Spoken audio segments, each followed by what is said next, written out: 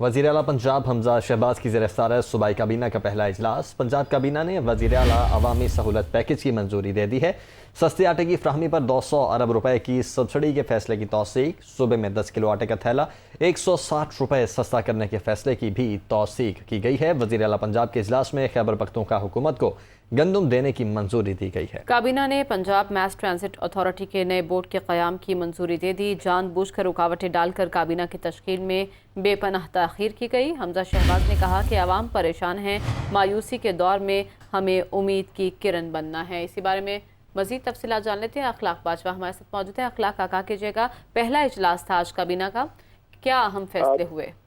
जी बिल्कुल, पंजाब काबीना ने वज़ीर आला जो है वो अवामी सहूलत पैकेज की मंजूरी दे दी है और इजलास में पंजाब भर में सस्ते आटे की फराहमी पर 200 अरब रुपए की सब्सिडी, पूरे सूबे में 10 किलो आटे का जो थैला है वो 160 रुपए सस्ता करने और पंजाब के छोटे बड़े शहरों में और देहात में 10 किलो के आटा का थैला जो है वो 490 में फरोख्त करने के फैसले की जो है वो तौसीक की गई है। वज़ीर आला पंजाब हमजा शहबाज शरीफ की ज़ेर सदारत काबीना इजलास में कौमी यकजहती और भाईचारे का इजहार करते हुए खैबर पख्तूनख्वा हुकूमत को गंदम देने की भी मंजूरी की गई है। इजलास में गंदम रिलीज पॉलिसी के फैसले की तौसीक की गई, जबकि काबीना ने पास्को से गंदम खरीदने की इजाजत दे दी है। काबीना ने पंजाब मास ट्रांजिट अथॉरिटी के नए बोर्ड के क्याम की मंजूरी देते हुए ख्वाजा अहमद हसन को पंजाब मास ट्रांजिट अथॉरिटी के नए बोर्ड के वाइस चेयरमैन बनाने का फैसला किया है।